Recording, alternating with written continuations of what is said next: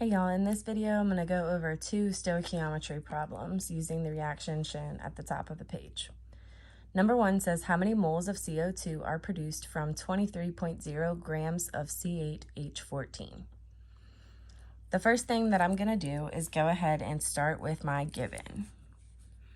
So 23.0 grams of C8H14. Remember that your given is whatever number that you have in the problem.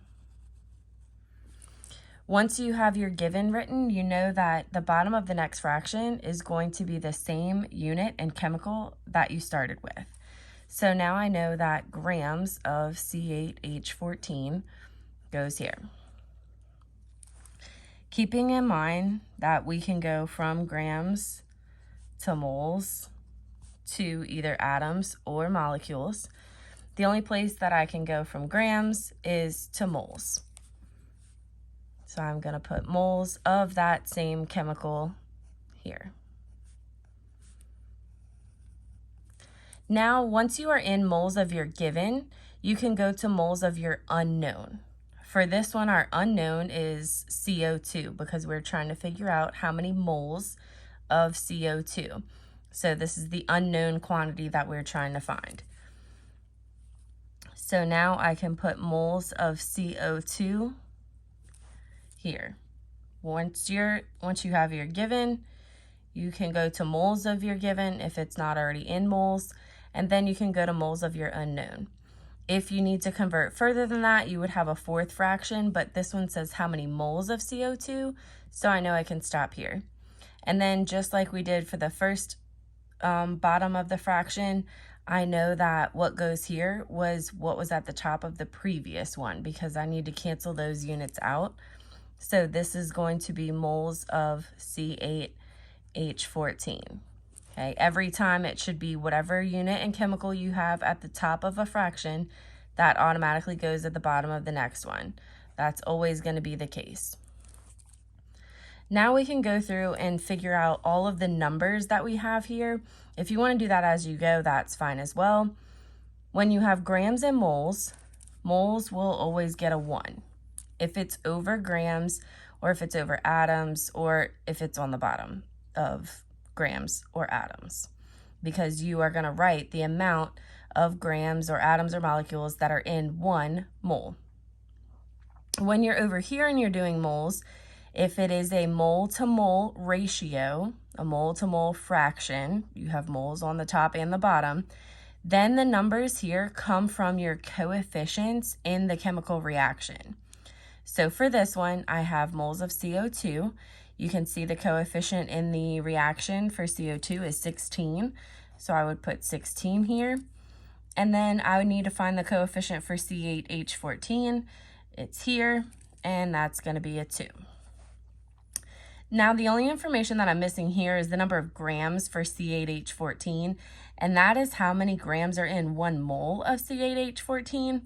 As you can see up here, I've already done that calculation. I know that I had 8 carbons and 14 hydrogens, and then these numbers are the average atomic masses that come from the periodic table. So I just multiplied those out and then added it together. So I know that my molar mass is 110.2 grams of C8H14. Now that I have all of my numbers and everything set up, I can go ahead and put this in the calculator. Start with your given, so 23.0. Then any number that you have on the top, you multiply that number. Any number on the bottom, you divide by that number. You'll always see me skip entering 1 in the calculator because whether you multiply by 1 or divide by 1, it's not going to change your number. So for this one, I'm going to do 23.0. Then I'm going to divide by this number because it's on the bottom. Multiply by 16 because it's on the top. And then divide by 2 because it's on the bottom. It doesn't matter what order you put these in. If you want to go straight across the top and then straight across the bottom, you can do that, or you can work your way left to right. This is the numerical calculator answer for this one, but I want to make sure I keep it in the right sig figs. My given has 3 sig figs, so I need to make sure my answer does as well.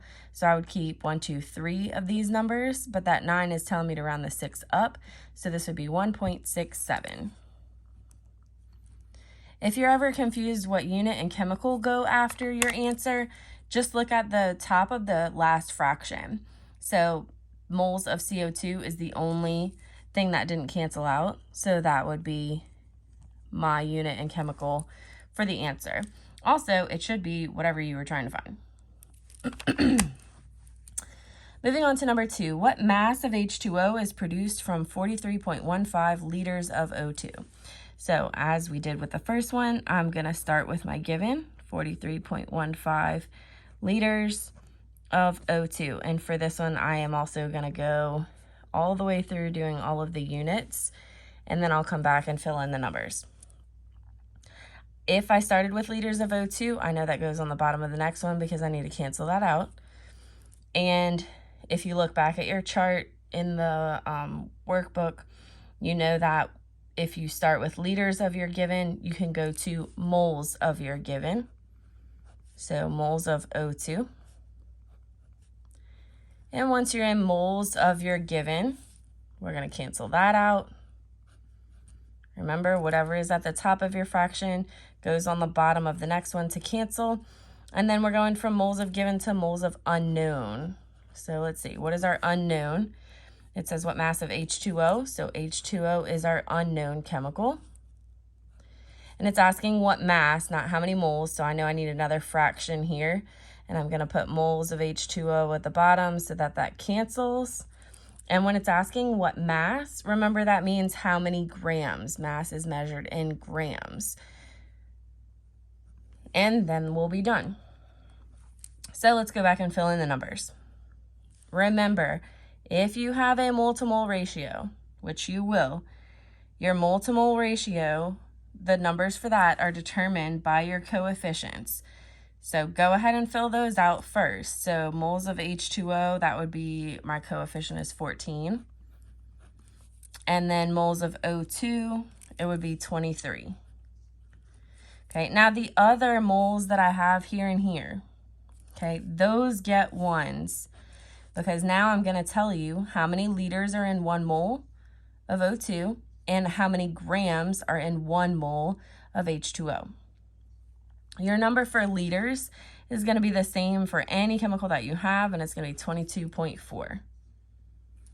Then I need to figure out the grams for H2O, how many grams are in 1 mole, and that's when you use your periodic table and add those numbers up. Now, I didn't do this one ahead of time because I wanted to show y'all. You could just put this in the calculator. You don't have to write it all out.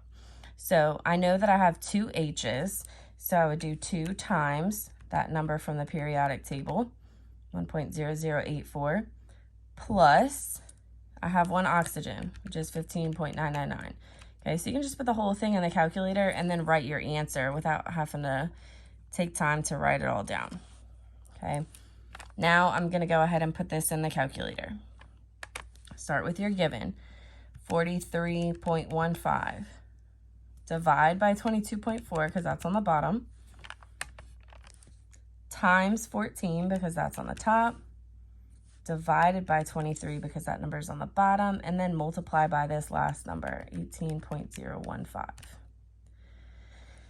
Here's my answer. I have 4 sig figs for this one, so I would keep 1, 2, 3, 4 numbers, and that 3 is telling me to leave the 2 alone, so 21.12.